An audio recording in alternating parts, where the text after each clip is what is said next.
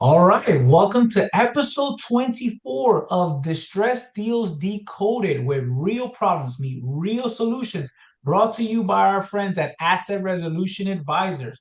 Today, we're going to talk about one of the most misunderstood parts about short sale process valuations, okay? Specifically, why submitting unrealistic lowball offers just get a value is usually a very terrible strategy.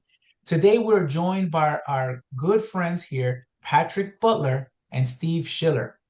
Say hello, guys. Hello, guys. Hello. All right. Hello. Awesome. Well, listen, we're going to get right to it. Patrick, I want you to take this one over. How servicers actually think about value versus what us investors or just the common folk out there, the civilians, look hmm at valuations. Yeah, man. And it's funny, it's not too different than regular old real estate, right? With a couple of exceptions. So, everybody's probably seen the meme out there on social media, how different people view your house, right? The tax assessor views it as a mansion. The guy that wants to buy it views it as a little tiki hut that's falling over.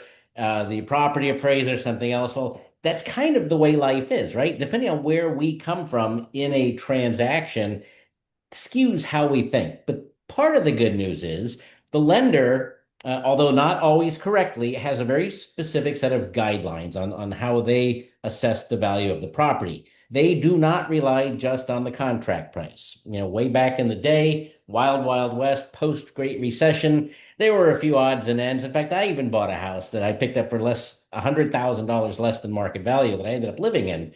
But those were not so regular. And today, even less, unless we talk about what we need to do in this webinar today to make it happen. So they don't just rely on the contract price. Most lenders that are short sale lenders have a process. They're going to do a valuation. Now, FHA, for example, will do a full fee appraisal. Other lenders will just use a broker's price opinion.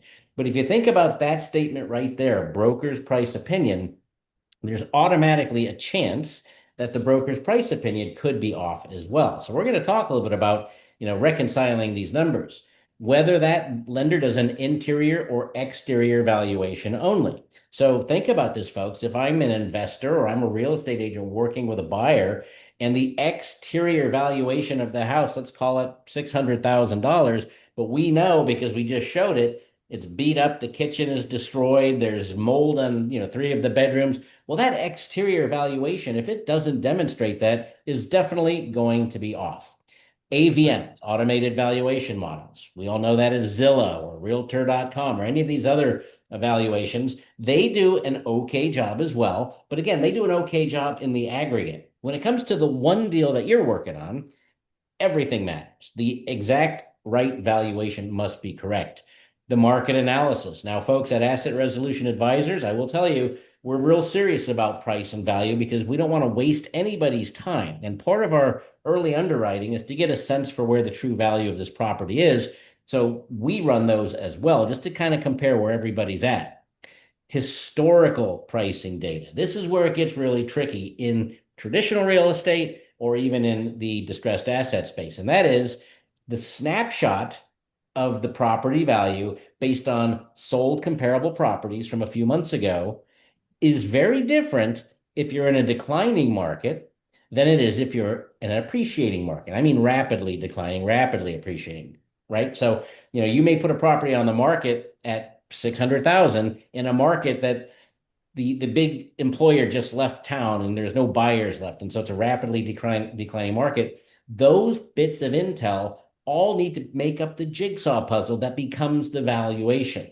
Now, it's not always a critical issue. If you have a short sale and end user buyer wants to pick it up at a fair market price and the lender's not out of their mind with pricing, then value almost doesn't even matter. But when you've got an investor that's looking to come in and create some margin, whether it's legitimate because of property condition or they just want to create margin because I got to pay the bills this month, two very different stories. And then last but not least, the MLS comparisons of active listings, sold listings, expired listings, canceled. All of these things come into play.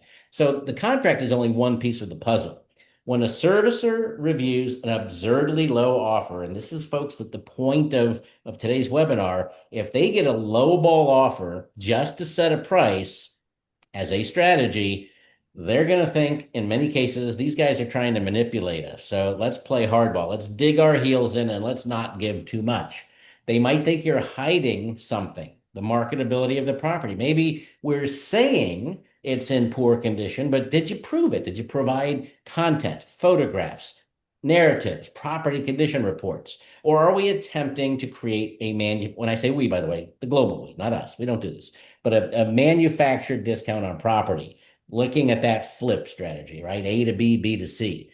So instead of helping our case, oftentimes coming in too low, too fast, without proper strategy is going to hurt the case dramatically. And I think Steve, as a servicer extraordinaire, you've probably got some commentary on that as well.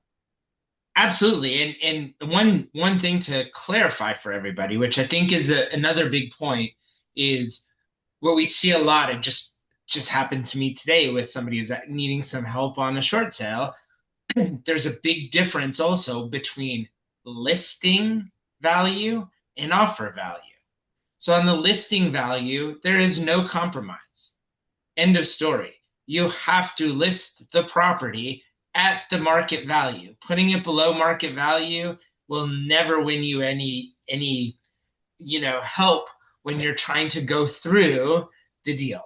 Yeah. Whereas the offer can come below the market value, but you have to be strategic to what you just talked about is, again, the servicers are going to know what is going on with that property, with the value, with everything.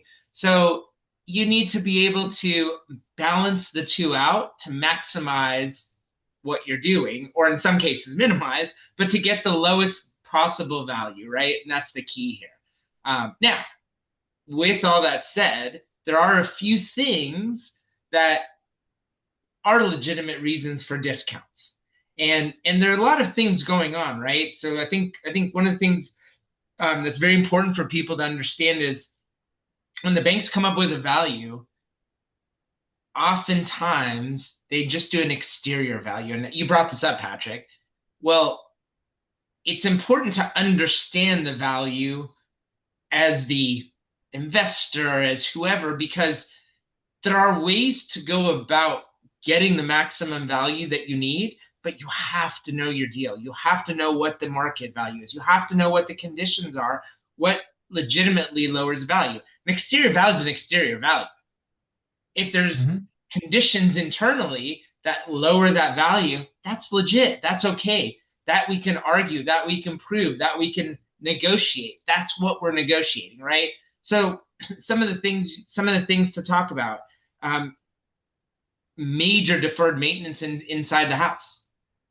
And you have to be realistic, right? I had somebody who said, oh, I took $30,000 off the offer because the food was left in the refrigerator and it smells. That's some stinky food right there. Right. And they even admitted to me, well, for a couple $100, we can get it cleaned out and it smell fine. Do you think somebody will do it? Yes. Like, well, here's the problem. You just took $30,000 off the value for something you just admitted was a couple $100. Guess what? The servicer knows it's only a couple $100. You're not going to get so there's things like that you just have to be realistic about. Roof failure, right? That's one of the obvious things. Some structural issues, mold, fire damage, termite damage, water intrusion. So all of these things across the board, have various discounts to the property. A lot of it is how it's presented to the servicer. It's not just the fact that the information is there. It's not just the fact that you have a code violation or that you have a hoarder situation or environmental issues, smell that. You have to know how to present it, and it's the whole package, right? So it goes back to your initial thing, Patrick. If you take a $300,000 property and list it at 100 and put in an offer at 95, and then you go back and try to negotiate, hey, this $300,000 house really isn't 300 because it has termite damage. Do you think that the servicer is going to care? You tried to get away with one by trying to listed at 100 grand or 100, Right. 95. And maybe that wasn't somebody's intent to do that. And maybe their intent was just to get a value back. But there are better ways to get value back, retain your legitimacy within the transaction, and move on faster. And that's really a big portion of what we do, right? Is it's dealing with the human element, and there are ways to combat it, right? Contractor estimates, photos, inspection reports, maybe insurance findings, engineer. So all of these evidence pieces can be submitted to servicers. It helps defend a lower value. We can even defend a lower value for markets coming down. But again, all of the things start with being able to legitimize that your initial starting point was valid.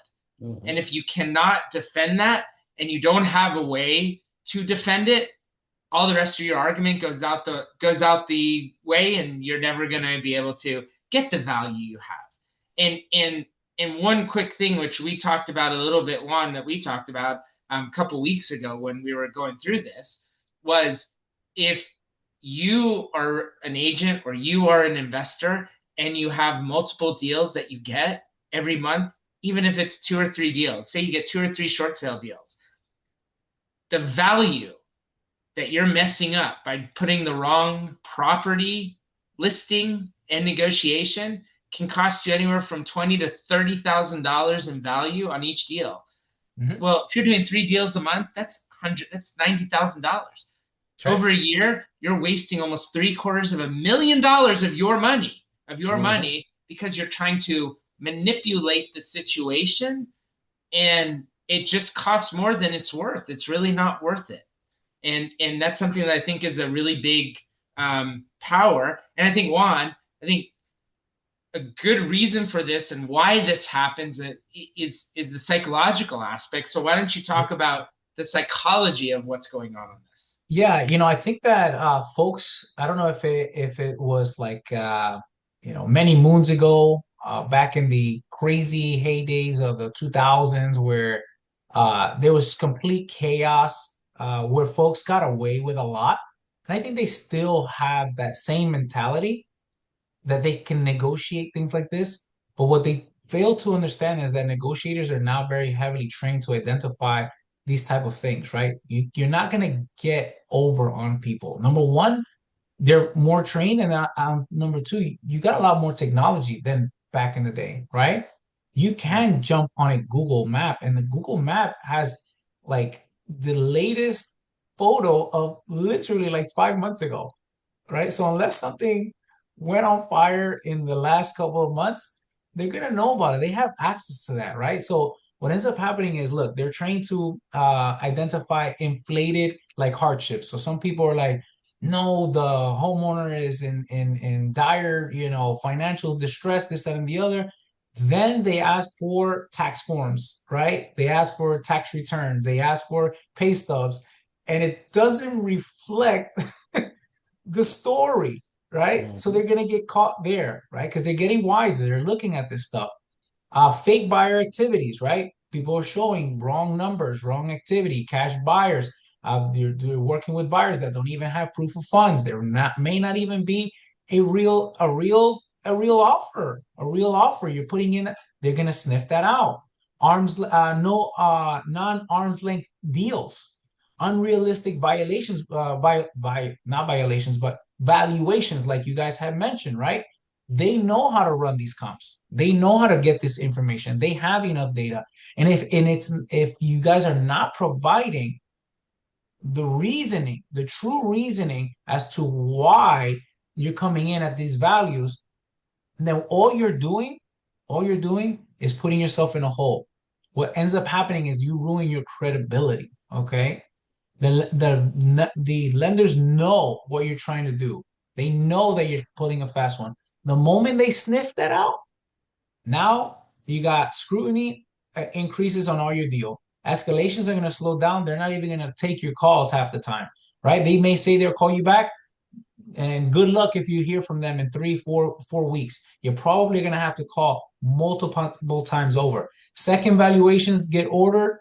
They're probably going to get failed. They're going to be like, no, we got to run this in 6 months. So now you're here stuck for 6 months waiting until the first evaluation expires so that you can go ahead and start another evaluation. Now you've just wasted 6 months of valuable time and money on this particular deal.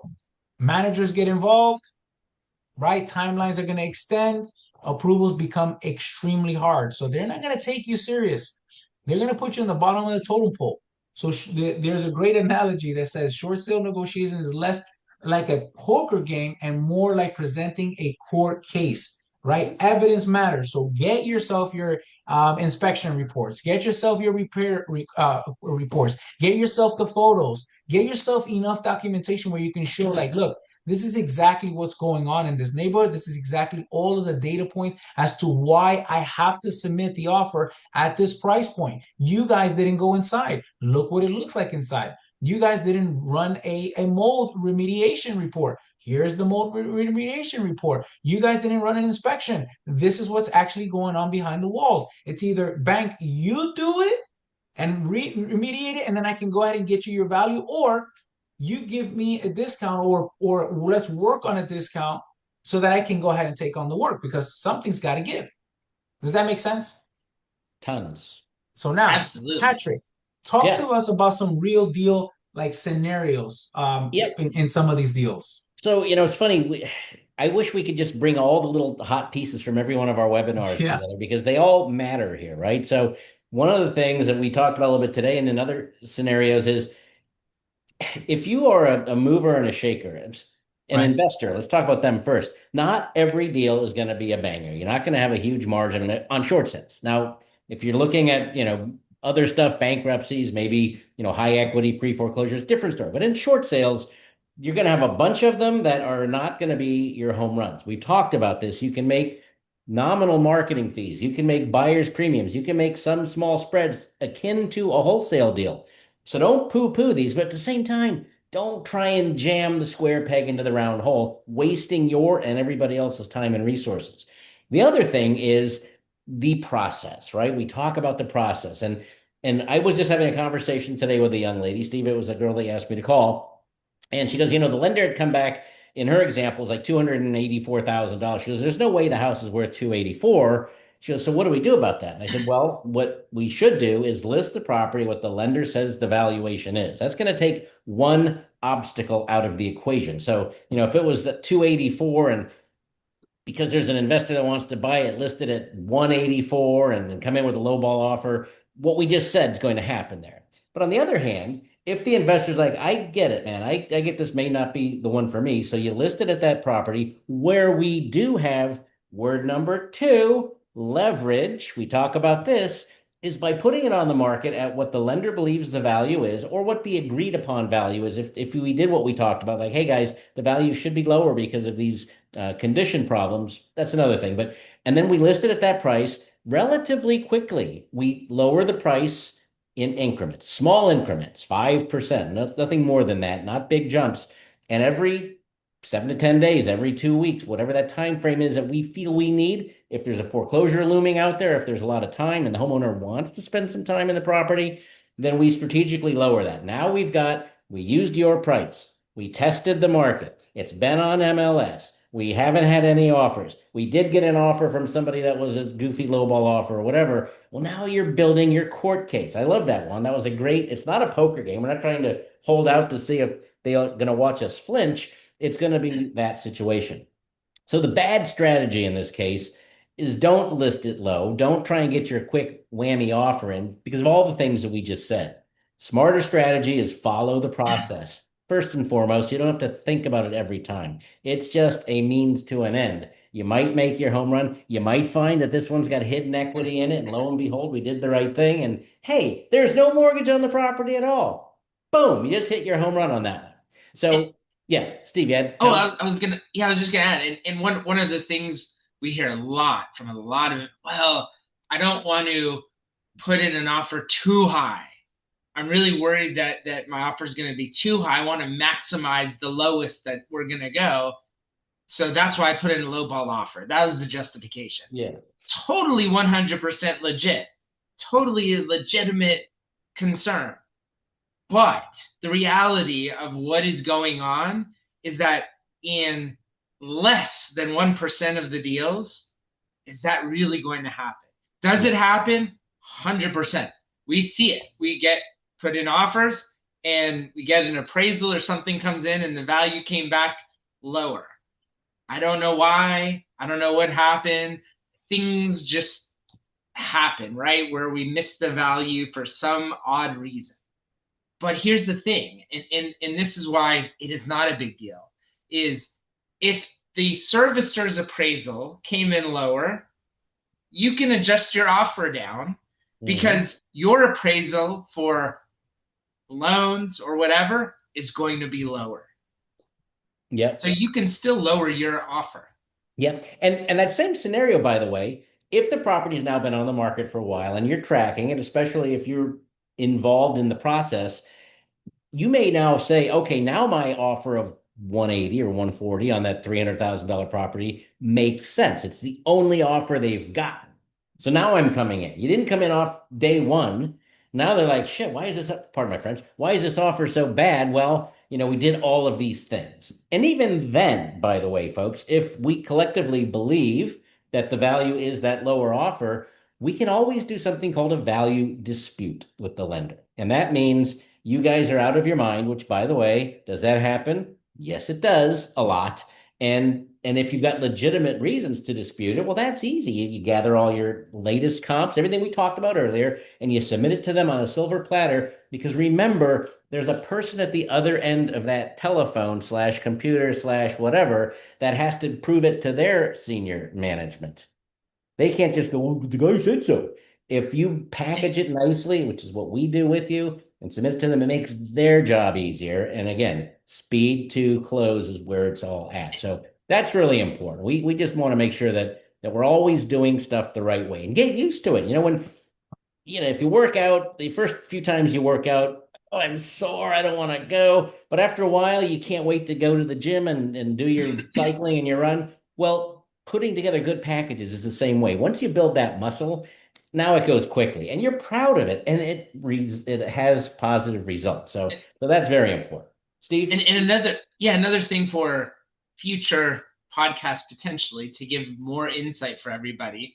But what you just talked about, the backside of the deal, which I know Robert talked about some of it, and maybe we'll have him on again to talk about this part, which is there are a lot of other things going on behind the scenes, right? From the servicer's perspective, why this is important. So, for instance, one of the big things that's probably another black hole in the industry is mortgage insurance.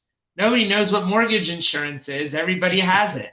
And they're just like, oh, I just paid this monthly fee and I don't know what it goes for. This is it right here. This is the reason why mortgage and private mortgage insurance is charged by HUD, charged by others, is because when a loan defaults and they don't get back all their money from the loan, somebody has to be made whole. And guess what? There's a whole industry called mortgage insurance that covers the losses. And these losses have to be paid out, just like any insurance, right? When you have insurance in your house, I think this is a really good analogy. When you have insurance in your house and you file a claim and you want, because, well, I had a flood, the insurance company's not just going to hand you a bunch of money just because you said it. You have to put together the evidence. You have to have the pictures. You have to do all the things. And then they come back and say, oh, you were right. You had a flood. Let me pay per the agreement. This is the same thing that happens on the backside with the servicer.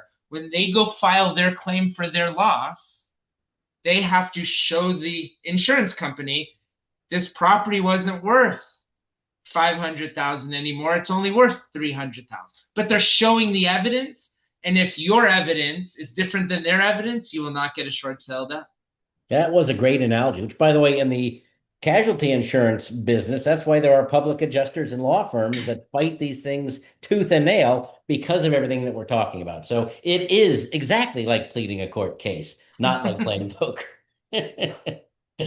Love that. Yeah. And that's the value proposition that ARRA brings, right, Steve? Absolutely. There are a lot of complicated parts and pieces to all this, right? A lot of people want to diminish the actual negotiation piece of what goes on with a short sale. Oh, you just, put in a bunch of papers, somebody looks at it and tells you yes or no, and you come back and you get the deal done. It's so much more than that. It really is so much more than that because of all these nuances. And if you don't know them and you don't know how to put the short sales together, it is a difficult transaction. It can be very, very difficult. It's something that we've done for 25 years. We know the ins and outs. We know all the little pieces to make the process work better. That's why we partner with agents, why we partner with real estate investors, is so that they don't have to worry about all the little nuances to know what gets approved and what doesn't get approved.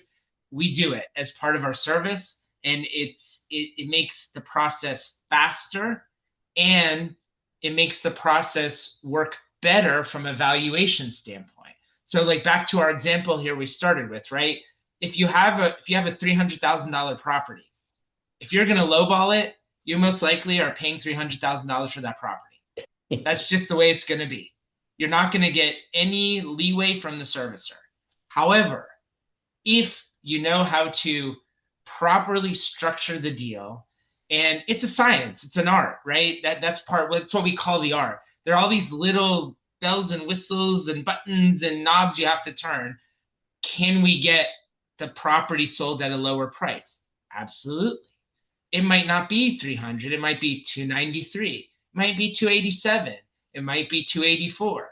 Whatever the number is, that's a legitimate savings on your side, right? It's a legitimate savings from the real estate investor side, because if you want that property no matter what, would you rather pay 284 or would you rather pay 300? I know what I would want to pay. And even if you're paying 284, 16,000, 3 deals a month, right? That becomes $48,000. $48,000 compounded over 12 months. It's a lot of money you're saving yourself when you start looking at it that way versus the opposite way of, well, maybe I can screw them out of the deal and maybe I can pick this up for 200 grand. Right. But you're going to screw yourself out of $16,000 to hopefully get the $100,000 savings, which is not there. Now do that over the 12 months. And if you do it over your 12 months, right, you're going to have 36 deals. So what? Maybe you get one deal that you save that money. Maybe. Okay. Was it worth 100,000? Probably not.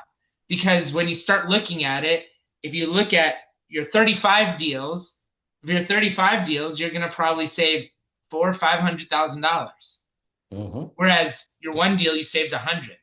Yep. And on the 35, as we talked about, in there are those gold nuggets that you just don't know about until you start working them.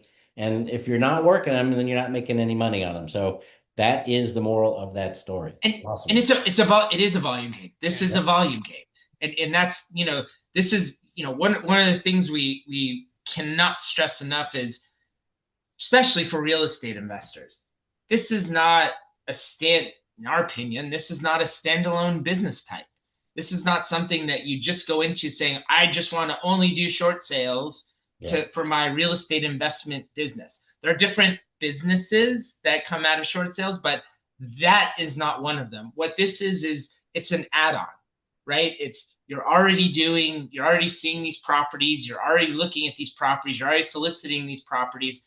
There are a lot of ways. Again, another podcast we're going to hold, another webinar I think we're going to hold about how to monetize. And there are a lot of different ways how to monetize off these in different ways.